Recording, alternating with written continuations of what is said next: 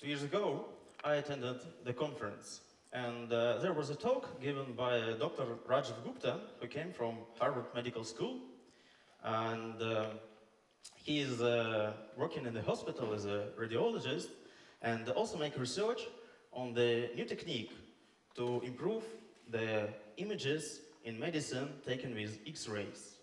This technique is called phase contrast X-ray imaging, and here you can see the change which it brings to the X-ray imaging in medicine. And I would like to start my talk with a story which he shared with us from his life. One day a man has been brought to the hospital where he worked, and that morning that man went to his backyard to mow the lawn, and eventually the lawn mower hit the nail which laid in the grass and threw it in the glass in the eye of this man. And that's how he looked like when he was brought in the hospital. There was a nail in his eyeball. Sounds terrible, I know, but this is quite a common case actually, especially in the United States. And the treatment of cases like this heavily depends on how deep the nail is getting into the eyeball. If the tip of the nail is inside an eyeball, so it's quite simple. Basically, a physician simply remove the nail, put some bandage with the medicine on eye, and well, that's it. However, the things are much more complicated if the tip of the nail breaks through the back of the eye. That's because right behind an eye, there starts a brain. And it means that you need a neurosurgeon to treat this case. And you have to perform an operation on the brain, which is not only much more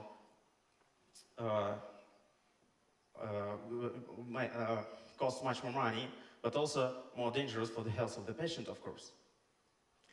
And how do you know where the tip of the nail? You make an X-ray image.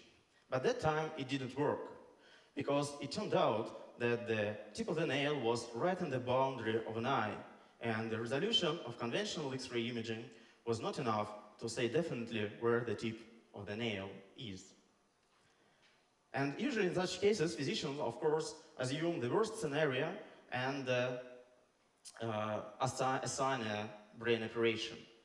However, at that time they remembered that in their hospital there is a person who can make much better X-ray images, so they called to Dr. Rajiv Gupta and asked him to perform a phase contrast imaging on the head of the patient, and Dr. Gupta came. He brought the patient to the big machine which is called synchrotron, which produce the bright X-ray flashes needed for phase contrast imaging to work, and the images clearly show that the nail of the tip was inside an eyeball and no surgery was needed. But the story didn't stop here, because this technique is quite new. It's still in development and hasn't been yet approved for clinics. And after the long discussion, physicians decided to not rely on it and proceed as usual. So they assigned an operation. They called for a neurosurgeon. And fortunately for a patient, when the neurosurgeon came and looked at the X-ray images, he said, well, look, it's an absurd to get into the brain of the living man when it's clearly seen that the nail is not in the brain. So he proposed to do the following. They just removed the nail and take a look, and if everything was all right, then that's good. But if something goes wrong, so everything is ready for an operation, the surgeon is here, and there is no danger for a patient, they will make a surgery quite quickly. So the story has a happy end. They removed the nail, and everything was all right. You may ask, why? If this technique is so powerful, as you can see, why physicians don't use it routinely on the everyday basis? What's the problem? And I can say you, The problem is that for this technique to work, you need a source of ultra-bright flashes of X-rays. And the only place where you can get it, as for now, is huge machines, which is called synchrotron. The synchrotron is a big accelerator where the bunch of energetic electrons are circulating in the vacuum tube, and at the given places there are big magnets where those electrons produce the bursts of X-rays. The typical modern synchrotron looks like this. It's 100 meters inside, so from outside it looks like a stadium, but don't let fool this picture you. This stadium is full of electronics and complex devices, so it costs hundreds of millions of dollars. And this is the problem. You just can't build synchrotrons everywhere. Even the wealthiest countries like United States have not more than the dozens of the synchrotrons working right now. And this is where I would like to introduce you our research. We are working on lasers. But this is not the typical lasers which you are familiar with like laser pointer. We are working on the lasers which can produce the flashes of light with ultra-high peak power. And when I say ultra-high power, I mean the power which is of the order of 1 petawatt. This is not the power which you can find in your everyday life, so let me give you a clue how much is it. You should be quite familiar with radiation of 1 watt. This is the typical radiation of a typical bulb. And 1 petawatt is 1 quadrillion watts. Or in other words, it's 1 million of billions of watts. It's a number with 15 zeros. Quite impressive, isn't it? So our lasers, we can say that our lasers are shining at the 1 quadrillion of typical bulbs. But this number is quite big. It's hard to imagine how much is it. So let us try to compare our laser to something more powerful. It's not an easy task, actually, because if we sum up even all the electricity produced by all the humankind all over the world, it still will be 100 times less than the petawatt. The only common thing which has comparable power of radiation is the sun. The sun is tremendously powerful, but even for it, we need an area equal to the area of the Gobi Desert to collect the petawatt power. So, our lasers are extremely powerful. And now imagine that we can focus this power to a very small spot. I believe all of you, when you were a child, played with the magnifying glasses, trying to set everything around you to fire. And the larger magnifier you had, the hotter spot you got. Now imagine that the size of your magnifier is as large as the Gobi Desert. What would be in the focus of this laser? What happened to matter, which is there? And this is the question which we are trying to answer with our lasers. And it's not only the question of our curiosity, but maybe the curiosity is the main thing which driven us. It's also turned out that our lasers can be very useful. It turned out that the petawatt lasers interacting with the matter in the focus may accelerate electrons and protons, which everything around us is made of, to very high energies. And in this sense, our lasers can be an alternative to conventional accelerators. And the main advantage of the lasers is that they can produce accelerating rates much higher, much higher than the conventional accelerator.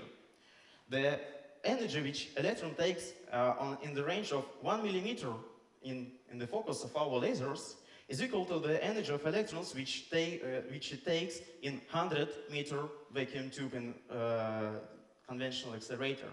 So instead of 100-meter tubes, we can use millimeter-sized cells to produce electrons of the same energy. It means that our lasers potentially can be much more compact accelerators and make those applications which are based on accelerators more accessible for people. And I believe that in coming years, maybe in 5 years, 10 years, Dr. Raju Gupta will use our lasers instead of synchrotron to make its research on phase contrast X-ray imaging. But X-ray imaging is an important application, but not the only one. Another one is cancer treatment. 30% of us will be diagnosed with a cancer, and half of those will be died because of it. There are many types of cancers and many approaches to treat them. One of the most common is radiotherapy. The idea of radiotherapy is very simple. You take an ionizing radiation and irradiate the cells. So you put some dose in the tissue and the cells are dying. And your goal is to kill all the cancer cells and damage as less as possible the tissues which are laying around.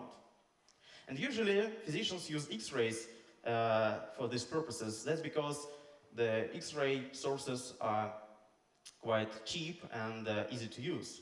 But X-rays has a drawback. You cannot be sure that the neighboring tissues will have no dose, no damage. And sometimes it's very important. In that cases, it would be much more better to use protons instead of X-rays. Proton beams is also an ionizing radiation. They also can deliver dose to the cells, to the tissues, to the tumor. However, they have a remarkable feature. All the protons of the given energy will stop at the given distance. And you can be sure that there will be no protons traveling further than this distance. It means that if you control the energy of protons, you can be sure that there will be no dose delivered just behind your tumor. You can scan along the distance and not go into the healthy tissues behind. This is especially important if your tumor if the patient's tumor is inside the head and you don't want to damage his brain. Despite this great advantage, most of the people who badly need proton cancer therapy cannot get it. Estimations are that we need about thousands of proton cancer therapy centers around the world. However, right now we have only about 100. And the problem, why is it so, is the same. The size and the cost of the accelerators which we need to produce those protons for this therapy to work. And this is again where our lasers can help. Recently this year, there was a project started in Japan, and this project was supported by such a big companies like Mitsubishi, Toshiba, and Hitachi. And the goal of the project is to construct the first hybrid accelerator for proton cancer therapy. And hybrid accelerator means that the half of it will be made based on the laser, on the petawatt laser. If successful, in a few years, this technique will make proton cancer therapy available for thousands of people all around the world. I am personally a fundamental scientist. I'm working with fundamental physics. And sometimes it seems that the fundamental science is far away from our everyday life. However, if you look around, we are surrounded by a lot of devices which are based on technologies, on the sophisticated technologies developed by years of research.